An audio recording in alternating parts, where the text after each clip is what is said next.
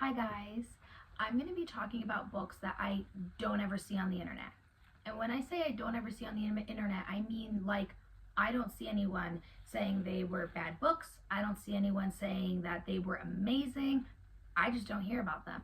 These books are a 3.5 4-star book for me. They didn't change my life, but they showed me the genre of books that I really could get into. Starting off with Five Strangers by Holly Jackson. This is the first book I've ever read in her all the books that she's made, okay? This book is about Red, who's a girl who goes on a RV camping trip with her 5 friends. There's Maddie, there's Simon, there's Arthur, there's Oliver, and there's, I think, Raina. All these characters are so well plotted in this book. While on their road trip, they start their trip at 10 o'clock at night, which I also love that it pinpoints timestamps throughout this whole book. So you know exactly what time they are, like when things are unraveling. They also have like a map of them leaving Philadelphia to go to the Gulf Shore for spring break. And my favorite thing is they have a layout, complete layout of the RV. I am a visual learner. Visuals are very good for me. I like a visual in books. However, while on their road trip, they bump into something in the middle of the night and they're wondering why the car stopped. The tire's flat, they go to change the other tire, get it all fixed up and stuff like that. And you can really see the dynamic of all the characters unraveling. Red's friend Maddie, her brother and her brother's girlfriend, Oliver and Raina, are basically the alphas in this book. They're very much in charge. And Arthur and Simon are just friends of the group that are just tagging along, having a good time, just trying to enjoy their spring break. And you can really see the shift in everyone's demeanor when they realize that after fixing the one tire, all the other tires get shot out. And now the entire RV is not able to move and they're stuck and trapped in the RV. It unravels family drama. It unravels the sad truth of what happened to Red's mother. It was just such a well plotted out book, and I'm not spoiling it for you. I'm telling you to just go read it. It really was just entertaining. Loved it.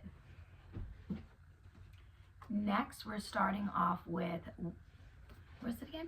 Home is Where the Bodies Are. First of all, 10 out of 10 for this cover. And thank you to the lady who gave this to me on Facebook Marketplace. $5. Love that. This is a book. What's her name? Beth is the oldest. Nicole is the middle child. And Michael is the youngest. 3 siblings who all ventured out into different ways of their life. Michael is very successful and he is very business oriented and he has a lot of money.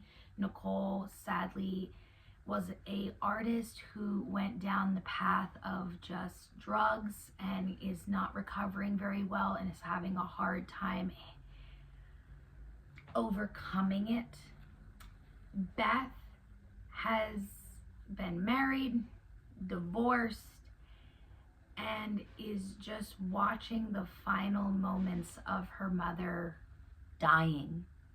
She is the last person to be with her mother alone when she passes away. Going through that is just, an absolute horrific experience. We all are going to go through it. But in this book, it gives a twisted turn where the mother says these final words to Beth and she's just got to be stuck with it. She's got to decide whether she doesn't want to tell her siblings about it, whether to, you know, just keep the information to herself. And slowly but surely, all of the siblings come home and they're unpacking stuff. They're getting ready for funeral arrangements. They are just doing their best to slightly get along with one another, because you can absolutely tell the family drama in this. They do not like each other at all. At all. And let me just make sure. Let me just double check. Yep, I'm not spoiling it for you. It says right in the thing. They are going to stumble upon a home video, case the cover, and what they see is their father running to go get their mother because a horrific act happened. Wait. Yep, just double checking. Sorry, always gonna triple double check because I don't want to spoil this for you. I actually want you to read this going in just knowing the information the author gave you. They are all in the living room. They pop in a home video. It's cutesy. It's so cozy and nice. And the clip makes you feel like you're about to tear up because it's, you know, just your little childhood of you in the kitchen with your family. And then it snaps off to your father in front of your mother's face, and she's filming in the dark. And they're running into a field. And once they get to where they're supposed to be, there's just this random missing girl covered in blood. And the video camera is being knocked around and trying to be shut off. You know this missing girl. This missing girl is your neighbor's and Beth's former, former high school sweetheart's sibling. They don't know what happened to her. They don't know what happened to the body. But now they know that their parents have been hiding this awful crime, and they took it to the grave. Read it. I'm telling you, you might find it slightly predictable, but you will enjoy it. It was a book that's predictable, but is written out in a way that is just so beautifully written. I will take it. I will definitely take it. I enjoyed this so much. Highly recommend it. This book, Where He Can't Find You by Darcy Coates, has to be one of my hands down favorite haunted town, monster in the town book. I really enjoyed it, and I don't want to show you, but there's illustration. Sorry, my son needed me, and in my personal opinion, children should not be on the internet. Just my opinion. This is a story about Abby Ward and Hope Ward and them going through their lives in their town. To everyone in the town, it is haunted.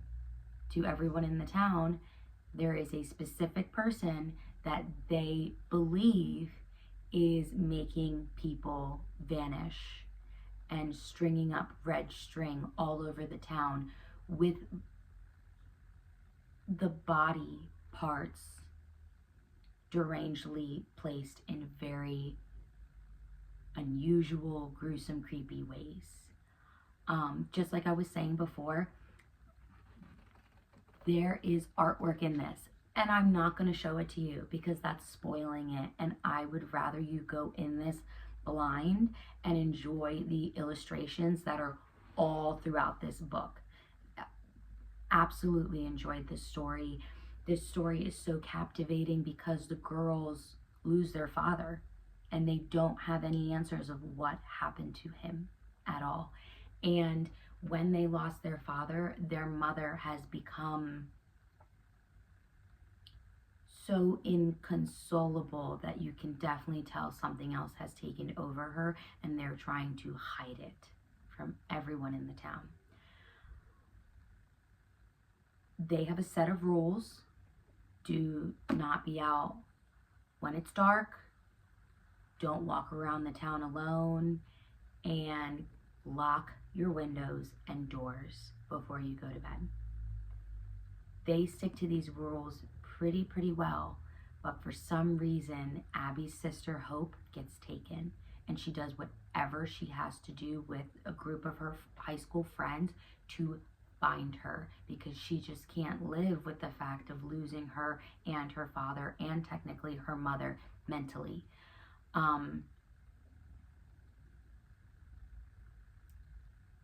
I truly loved how they described and created the Stitcher in this book. If you like horror books and you like a little bit of mystery and thrilling to it, but you don't want to completely dive into something very scary, this is a very mild, scary book. It's still slightly like, oh, that happened. Like, oh, they're going in there. Like, but it's like a baby step into it. It's definitely something I highly recommend if you're going to start off in horror books. These are the 3 books in my collection right now that I will never be giving away, and sadly, I can't recommend them to anyone. These three books I can't recommend to anyone because no one I know seems interested in, one of these kids is not going to survive. That's why it's called 5 Survive. Home is where the bodies are. Nobody ever wants, that title, let alone, just turns people off. And then Where He Can't Find You, I'm telling you, this one has to be the best one out of all of them. And if I could find somebody to recommend this to, I would. But everyone wants self-help books and romance books. And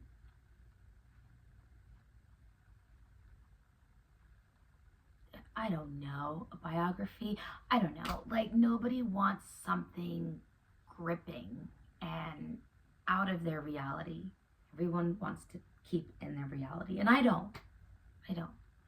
The only other book that I can also think of that was truly so good, and I don't have it in my possession, it's right here, it's a picture of it. I think it's called Finding Jake. My friend Grace gave it to me, and I gave it back to her because it was just such a different setting of book that I normally read. It is a sad story of a school, and you are set in the scene of the perspective of the father.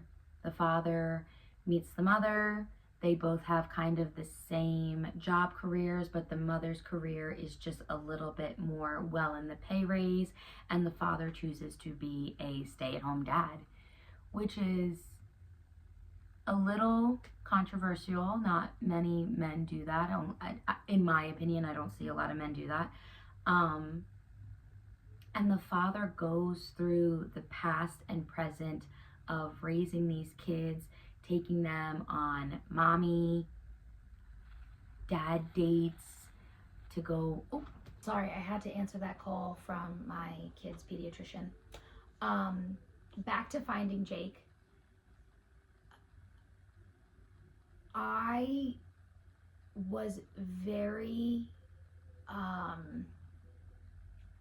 sorry, I'm like going like this, pretending like it's still here. I'm probably going to put an image of it because I just put my hands up there for either way.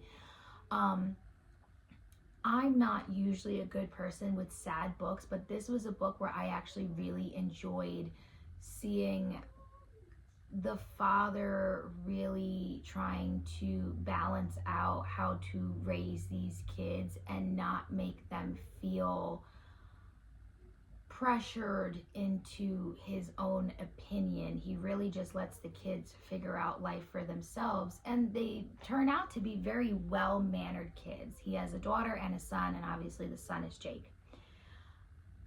When he sends them to school later on in the day, he obviously gets notifications, and he's seeing people in the neighborhood scramble to their cars, and they're running out to go to the high school because the high school had an incident that involved a pew-pewing, and they're not allowed in the school.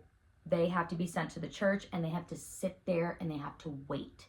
And while they are waiting for, the students to be released, you hear murmuring, you hear gossip, you hear people, he starts seeing people looking at him weird and strangely. And I think that's where he starts getting, that voice in the back of his head telling him, oh no, Jake's friend probably did something bad.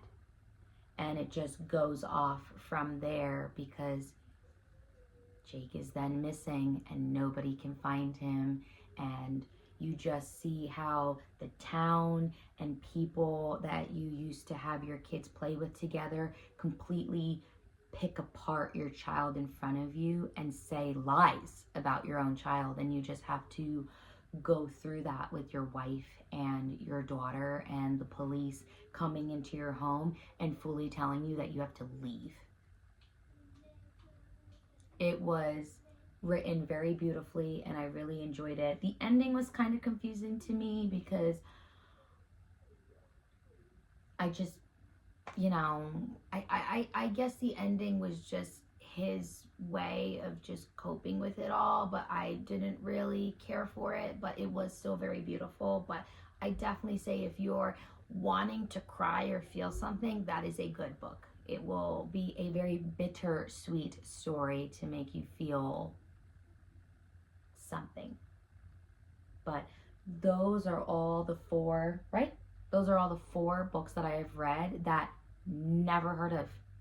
Never heard a good review about them or a bad review about them. And I wish I even went on YouTube and wrote in books I've never heard of, and I couldn't find a video for some reason. So I hope you enjoyed it. I hope you're having a good week. I hope you're using your common sense, use your brain, and be safe out there. Toodaloo.